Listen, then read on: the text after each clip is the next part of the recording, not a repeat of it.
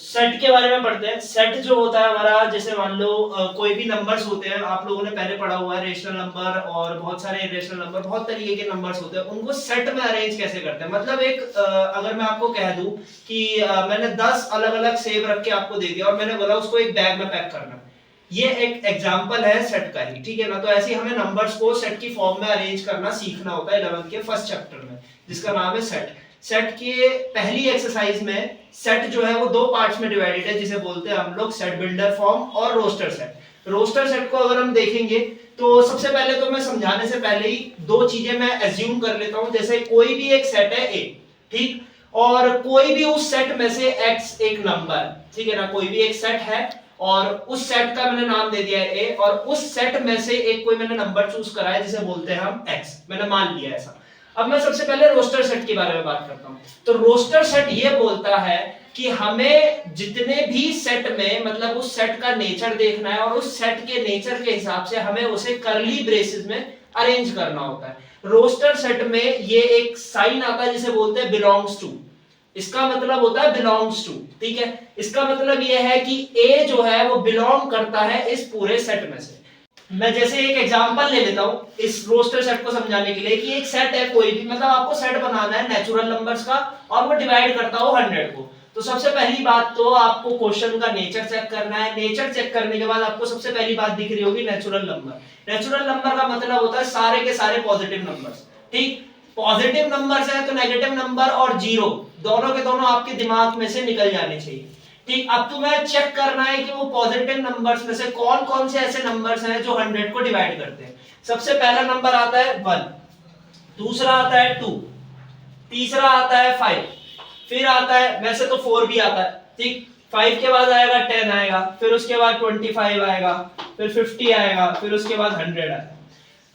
अब मैंने गलती से 5 को पहले लिख दिया, 4 को बाद में लिख दिया।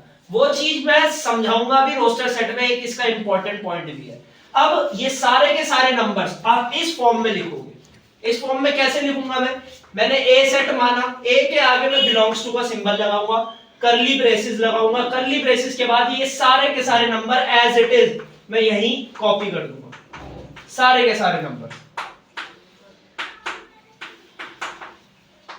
डन।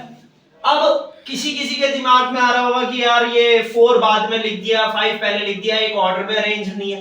तो बेटा रोस्टर सेट में ऐसा कोई भी रूल नहीं होता जो अरेंजिंग ऑर्डर में, मतलब अगर आप असेंडिंग, मतलब असेंडिंग में है तो असेंडिंग में ही लिखना है, डिसेंडिंग में है तो डिसेंडिंग में लिखना है, ऐसा कोई रूल नहीं होता। आप बीच बीच में से वो नंबर्स लिख सकते हो। समझाऊंगा सेट बिल्डर फॉर्म में क्या होता है क्या नहीं होता। सबसे पहले बेसिक नेचर है, मतलब सेट बिल्डर फॉर्म को हमें ऐसे अरेंज करना होता है। एक मैंने कोई भी सेट लिया, उसको ए मान लिया। अब कोई भी x एक नंबर है जो सेट के अंदर, ठीक है ना, कोई भी x नंबर मैंने उठा लिया। सबसे पहले आपको कर्ली ब्रेसेस लगाना है, फिर उसके बाद वो x लिखना है। x लिखने के बाद आपको दो ये बिंदु लगाने, बिंदु लगाने के बाद आपको उसकी जो आपको सेट दिया है उसकी इक्वेशन लिखनी है, सुटेबल इक्वेशन लिखनी है, ठीक है ना, जो उस सेट को सेटिस्फाई करती हो। फिर उसके बाद आपको ऐसे साइन लगाना, फिर उसके बाद x का नेचर लिखना है। जैसे मैं कोई एक एग्जांपल ले लेता हूं, 1, 4, 9, फिर उसके बाद 16, 25। मैंने ये एग्जांपल ले लिया, मैंने बोला इसको सेट बिल्डर फॉर्म में अरेंज करके दिखाओ। तो आप सबसे पहली बात तो क्या लिखोगे कि मैं कोई भी एक नंबर मान लेता हूं उसमें से x मैंने माना, और x पहली बात तो कर्ली ब्रेसेस लगाया, x लिख दिया। फिर आपने दो बिंदु लगाए, उसके बाद आपको लिखनी है इक्वेशन इनके लिए। मतलब आप चेक कर रहे होगे सेट को कि यहाँ ये 1 का स्क्वायर है, ये 1 का स्क्वायर है, ये 2 का स्क्वायर है, ये 3 का स्क्वायर है, ये 4 का स्क्वायर है और ये 5 का स्क्वायर है। मतलब ये सारे के सारे नंबर स्क्वायर की फॉर्म में अरेंज है। तो मैं यहाँ लिख सकता हूं कि अगर यहाँ कोई भी एक नंबर है जो n नंबर है, ठीक है ना, मैंने मान लिया कि वो n नंबर है, तो x की वैल्यू होगी n स्क्वायर। और यही n नंबर जो है वो एक नेचुरल नंबर है। क्यों? क्योंकि सारे नंबर्स पॉजिटिव में, n is a natural number.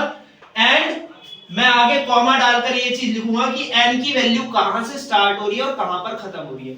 1 से स्टार्ट हो रही है और 5 पर आकर खत्म हो रही है, मतलब वो 1 से बड़ा है और इक्वल है, और दूसरी बात 5 से छोटा है और इक्वल है। तो यहां आपका सेट बिल्डर फॉर्म खत्म होता है।